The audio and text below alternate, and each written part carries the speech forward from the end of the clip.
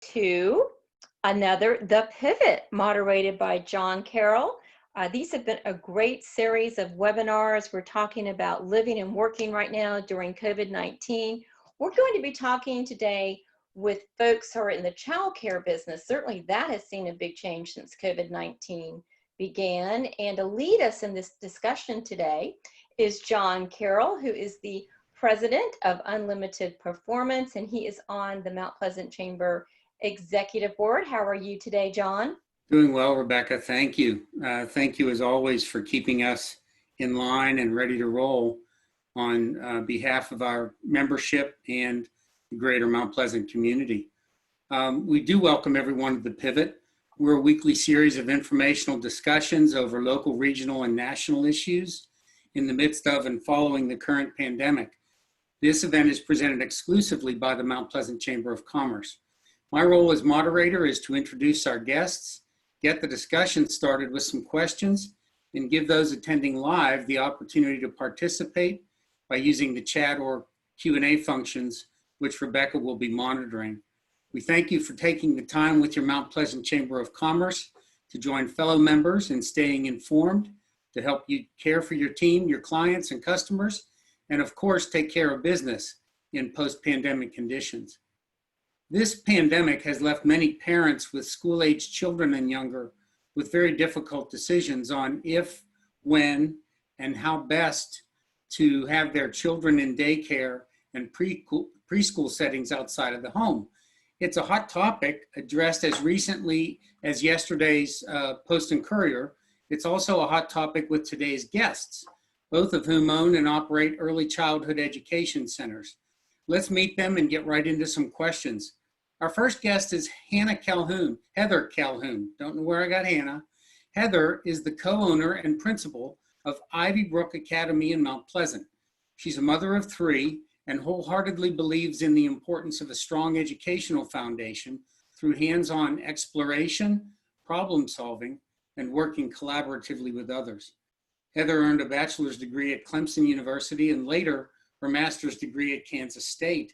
Her family's military background has given her enriching life experiences in 10 different states, including Alaska, and abroad in England.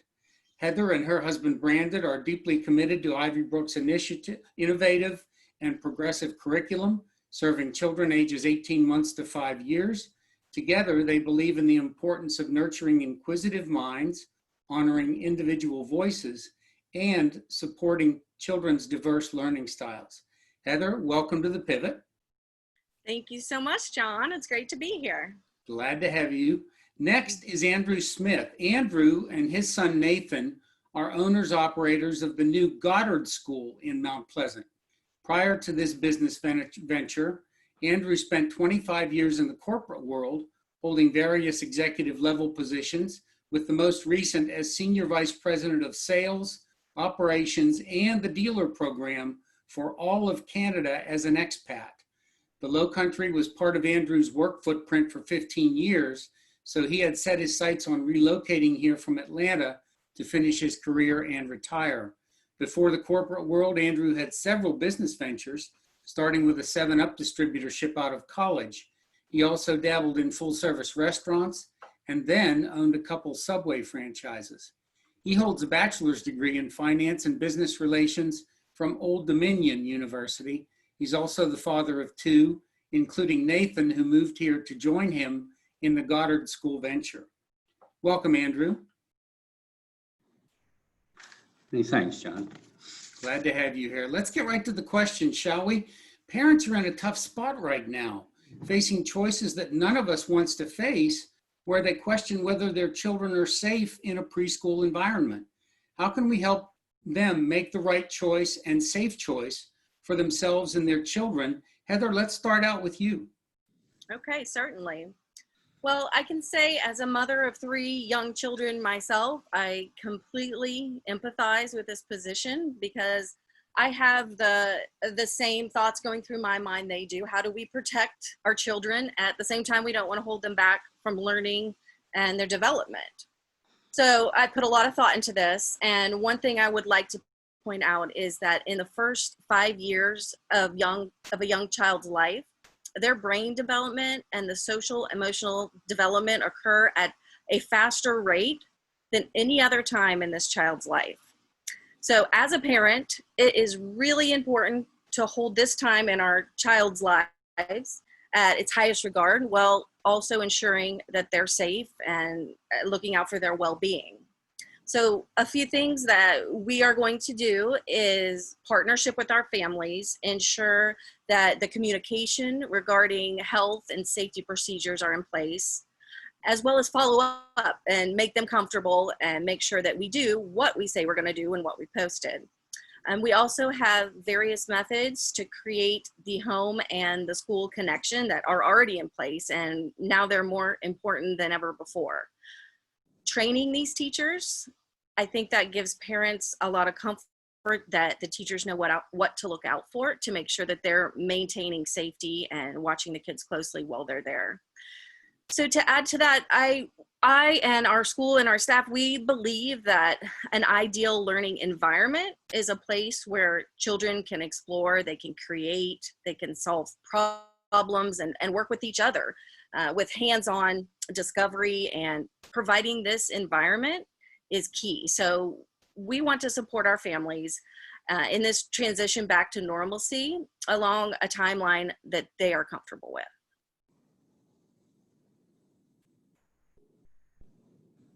You're muted, John. Thank you. So Heather, thank you. So an abundance of care and caution, an abundance of communication, Yes. and certainly an abundance of training so that everybody knows what we're expected to do and can do it, right?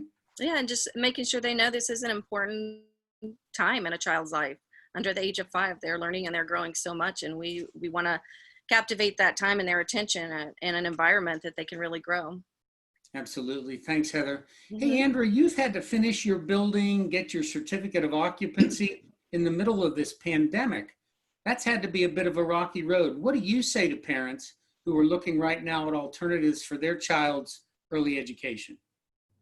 Well, thanks for the question, John. Just to applaud Heather's comments, because she's spot on. It's a dual role that we're providing. You know, we're partners in the parenting process, and you know, the honesty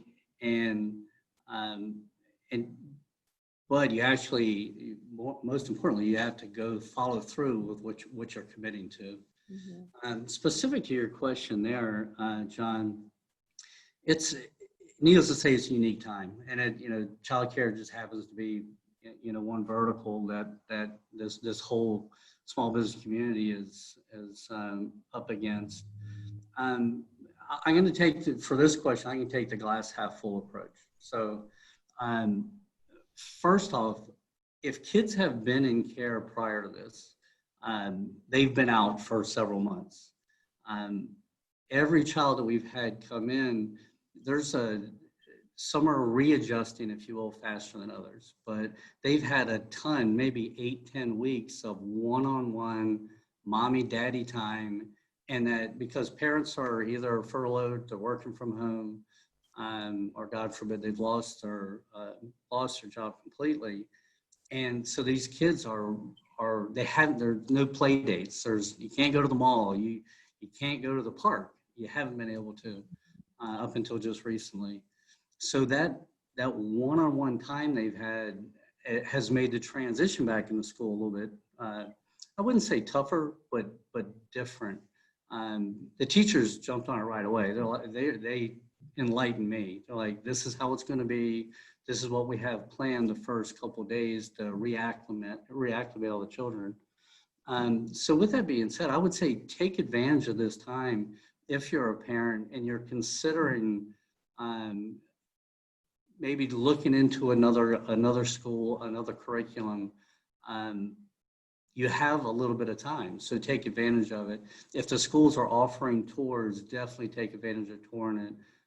Do your own deep diving, investigative on the reputation, what this school stands for, and make sure that that they really parallel with your parenting, and and really where you see your child, where the development needs are, and where you want them to excel.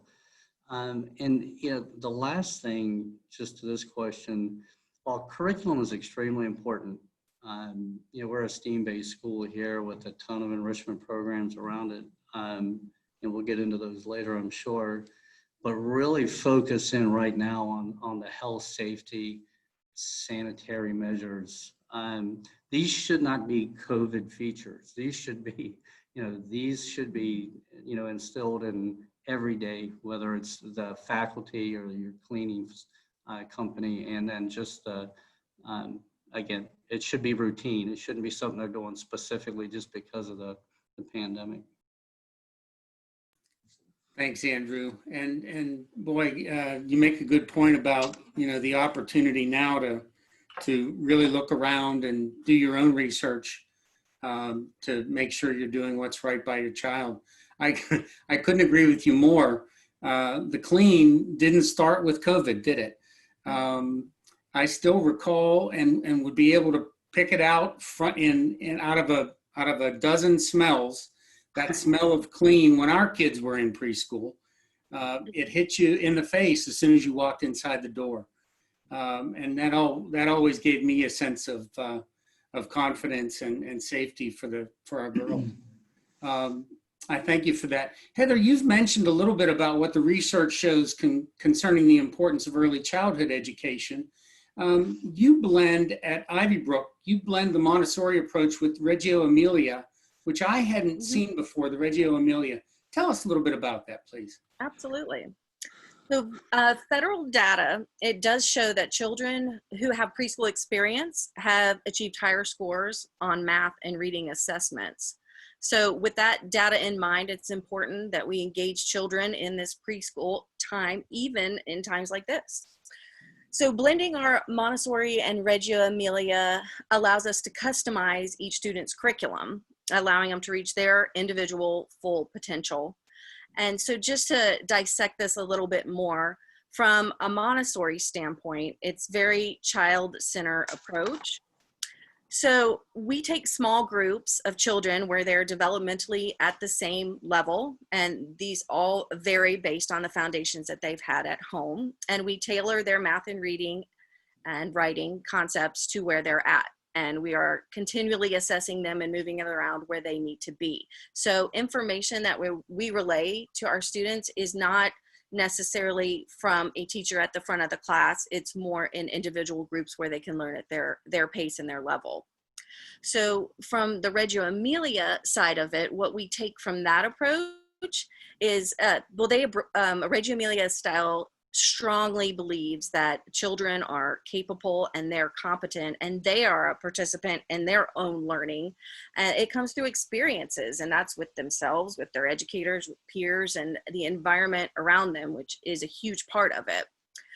And so we spend a lot of time in research projects that are of their own topics of interest. So if a child is interested in what they're doing and it inspires them, it inspires their curiosity, it makes them want to learn, it makes them want to ask questions, and it might be something that lasts 5 minutes or 5 days, and it can be from different types of subjects and learning to where it becomes very involved. So we use documentation quite a bit. So this is being out in the environment and bringing the environment in itself. So spending time outdoors right now is a great option as well in my mind. And so we really try to have child-led learning and take them through a process instead of just delivering a product. And that is key in what we do and what we offer. Thanks, Heather.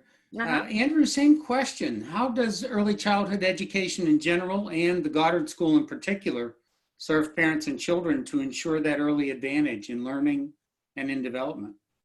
Yeah, well, so very familiar with Ivybrook. So when I was if I decided on Goddard, I shortlisted a few, of course, and very similar philosophy when it comes to teaching.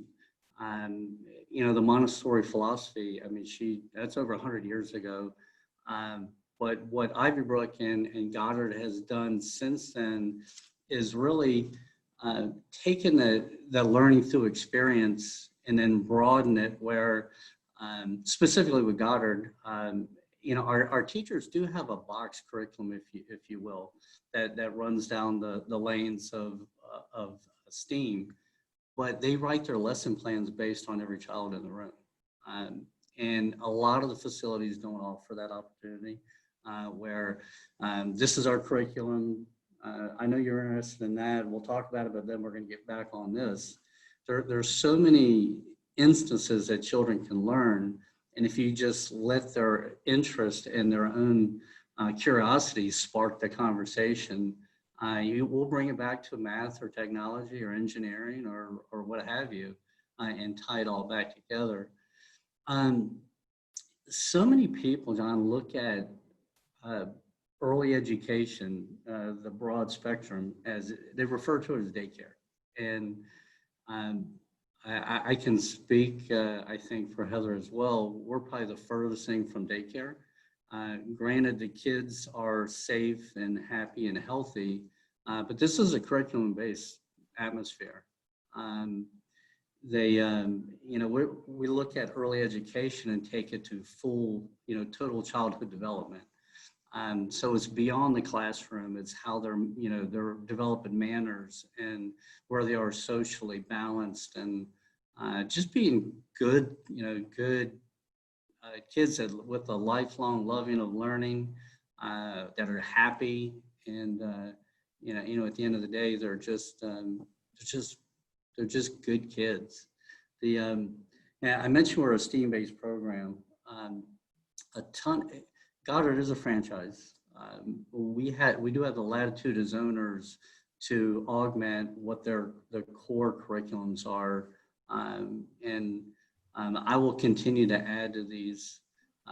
In addition to the STEAM, we offer Spanish as a second language, starting with our preschoolers. Fortunate enough to have a teacher in our infant room who's from Puerto Rico and has a master's in education. So she double dips for me, where she's leading the infant room, but she also does circle time and does the other Spanish stuff with our preschoolers and pre-Ks, in addition to numbers, letters, colors, really talking about things, real conversations that people would have. Music, art history, dance, yoga, which is so fun with kids. Sign language, we're introducing sign language with the infants, and teaching chess, and just a ton of physical activities. But you want to hear me throw a lot of stats out there, but one of the selling points for me was when I made the decision, kids that actually go through the Goddard program, and I will be offering kindergarten here next year, and they matriculate into first grade, they test out at a 40% higher clip in math and reading comprehension than anybody in the first grade class. So I know Heather will agree, it's not smoke and mirrors. It's, the kids learn, they love it, and they go into primary, they go into first grade just with that eager and hunger to keep learning. Sounds like the proof's in the pudding there, Andrew. And Heather, you would agree. I saw you nodding your head there. Yeah, I mean, it's definitely about relationships too. I mean, there is a point where you have to prepare them for kindergarten, and that's what we do in our smaller base groups. But it's a lot of people say, I want to send my child for the socialization factor, and that's important. I mean, granted, I have 3 kids, and I'm surprised I haven't been out here right now because I'm in my backyard. But it's about forming relationships with other students, other teachers, and I think that's a huge part of what these personalized plans and environments can do for the kids, because I know some kids, this is the first time they've been away from their mom and dad, and parents rather want to know, my kid will be safe. My kid is going to be looked at as a whole person, and their interests are at the heart of the educators. So thanks, yeah. Heather. Yeah, that's and what I hear you both saying, and I think this is so critical, is I think you've got ways to instill a love for learning and a love for school in your students, and those children come away and they yearn for more. They want more of, because they've been their passions, their interests have been tapped into. and it's not something that they would consider to be dry and I don't know, just sort of boring and drab. So I hear that, and that's wonderful. This is a question for both of you. Andrew, I'll ask you to start us on this one. The pandemic is not only over, but a second wave threatens us, they tell us, later this year, with a vaccine expected at the earliest sometime next spring. What implications does that have for parents in terms of choosing the right school versus keeping their young children at home? Yeah, well, I mean, all we have to do is turn on the news, right? And it's that second set of waves are, if you're a surfer, those waves are coming. Yeah, I think the implications, John, not only going to be similar to what they were when this all got underfoot, I think they're going to be more intense this time. And the reason I think that way is parents are being asked to go back to work now. Some of them are being expected to go back to work, even though it can't be mandated. So they're feeling that pressure where, okay, this has been great. I know I'm not an educator, but I did the best I could with my kids for a couple months. I had them engaged doing online and what have you. But now they have to go back to work. So they're going to have to make some pretty tough decisions.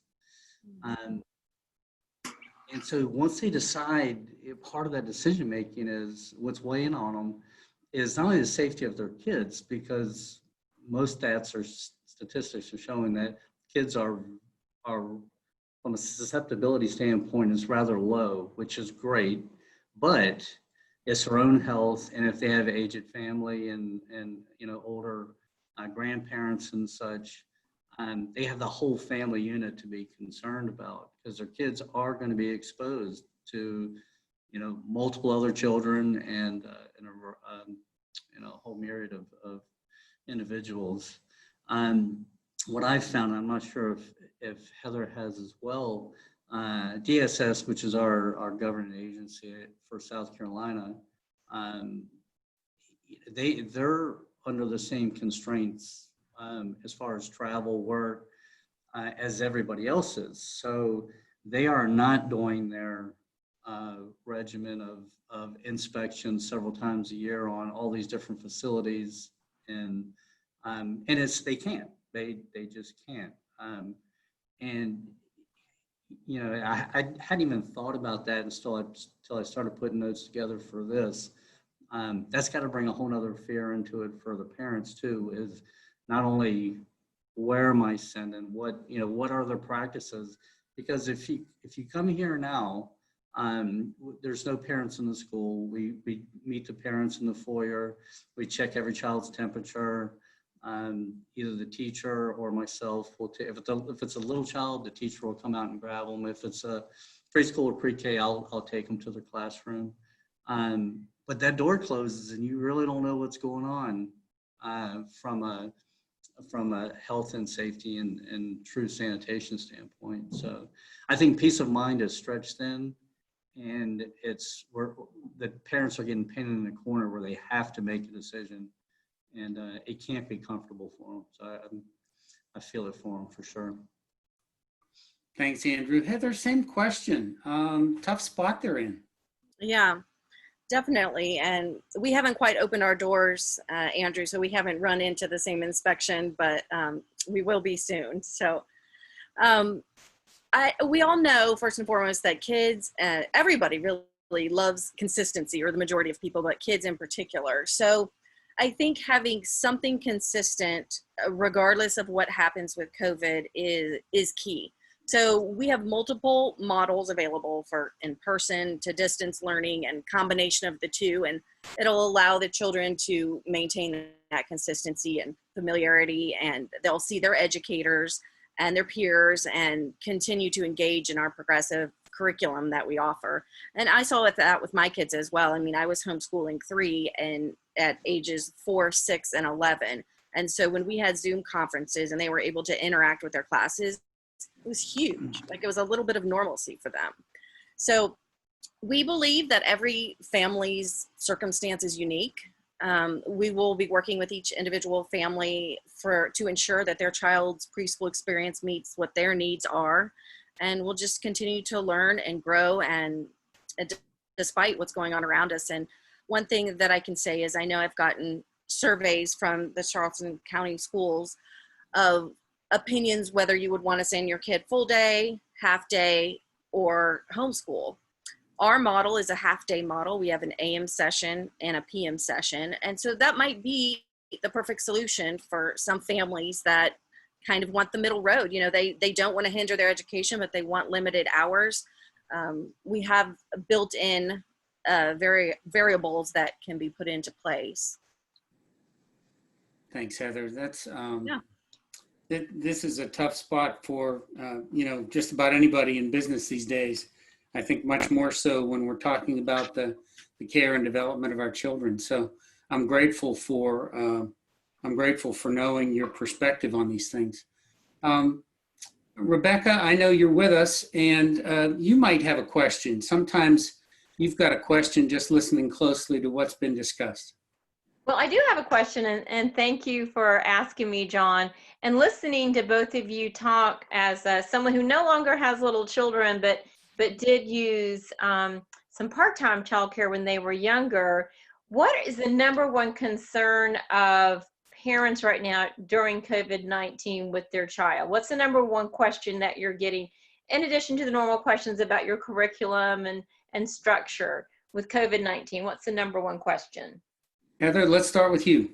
Okay, I mean, we are in our marketing build-up phase. We're not going to be opening till September.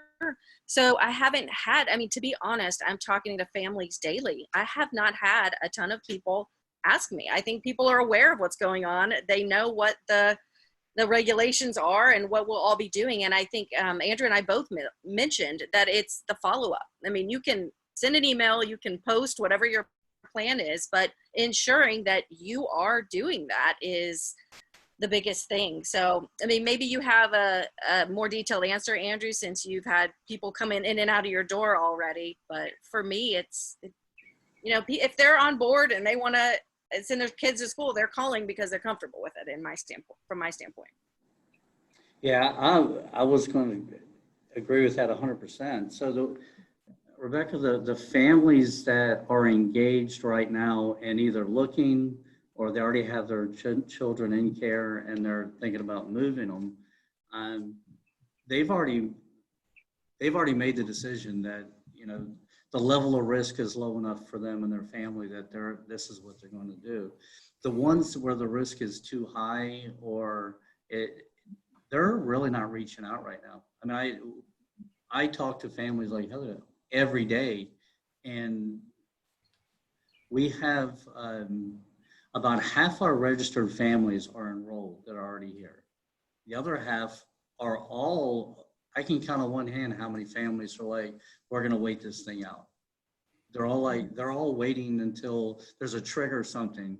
They're on vacation, so after the 4th of July, or when their older sibling goes back to school, they're going to because they've used this time to pull one child out that they were paying for care for in the past. But the families I'm talking to right now, Rebecca, it's actually an inconvenience. And I know how sad that sounds, but it's true. They're like, we can't wait for this to be over with just so we can go about our daily lives. And it's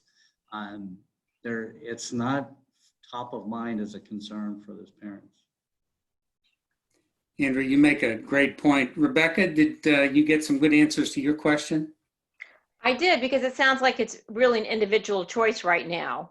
And parents are keeping in mind perhaps extended family members as well, older family members, while they're making that decision. It's too bad if they're getting pressure in terms of going back to work, because I do believe a second wave is coming. And that seems to be what's on top of mind right now with everybody, is how to address the second wave. In fact, almost 70% of our chamber members in response to a survey said they'd like more information on what to do when the second wave hits. I like the surfer analogy, Andrew. That was cool. Another set coming. Let's do this. You have both been very forthcoming. I'm delighted to know more about both of your schools and operations. I am delighted to know that you're both not only in Mount Pleasant here, but also chamber members. And we love that, don't we, Rebecca? I'd like for you to make sure that those who are on with us live, as well as those who are catching the recording, have an opportunity to know where to find you. And Andrew, let's let them know where they can find you, please. Certainly. We are on the north end of 17 in Mount Pleasant, about a quarter mile past Highway 41, brand new little development being built. I'm sure everybody's heard there's a Panera coming to Mount Pleasant. We're in the same shopping center with Panera. Website has got just countless volumes of information. Encourage you to follow us on Facebook and Instagram to keep up with the progression of the school and such. One footnote there, or segue there, John. So I'm very involved with the chamber for most of my adult career. Back in Atlanta, I was in the security business. I was with Tyco and ADT for years. And I was a member of all the Atlanta-based chambers. Atlanta was the hub, and then had all the spokes coming away from the hub. But I was on the committee there. I led up the security piece, if you will, and all this was post 9/11. So it's eerily similar to what we're talking about now. It's just something that changed the world, and that went on for years. The way people look at security, both business and personally, changed on that one day. And the pandemic is no different. These lives are changed, and we're all working towards whatever the new normal is going to be. But yeah, please reach out. All my contact information is online. Fantastic, Andrew, thank you. And Heather, let's give you an opportunity to leave us with a final thought and where people can find you in Ivybrook. Okay, absolutely. Well, if you know where Target is, which most people do, that's where we are. We're in the Seaside Farms Shopping Center off of the IOP, next to Basil, across from Opal. It was where the old Gilligan Seafood Rest used to be. That's our building. We are under construction. And we will be doing, right now I'm talking with families daily. I have a virtual tour to show you what it will look like. We're going to have some events coming up that will be able to meet some of the teachers. And my phone number, if anybody wants information, is 843-353-3833. This is Tessa. She's going to be our first student at Ivybrook. She's 4. Hello, Tessa. Hi. She's our marketing model. Student number 1, we love that. Yeah, perfect timing. But yeah, I'm delighted to be part of the chamber and asked to be a speaker today, and I look forward to meeting everybody on the part of the chamber. That's great. Thank you, Heather Calhoun, owner and principal of Ivybrook Academy in Mount Pleasant, and Andrew Smith, owner and operator of the Goddard School, also in Mount Pleasant, and our model, Tessa, thank you so much for joining us right at the right time, just on cue. Thanks to all of our chamber members who are with us live and those catching us on the recording. And a big thank you to the Mount Pleasant Chamber's own Rebecca Impulse for keeping us on track today. From all of us at the Mount Pleasant Chamber, thank you for joining us this week for The Pivot. Make it a great week. Cheers.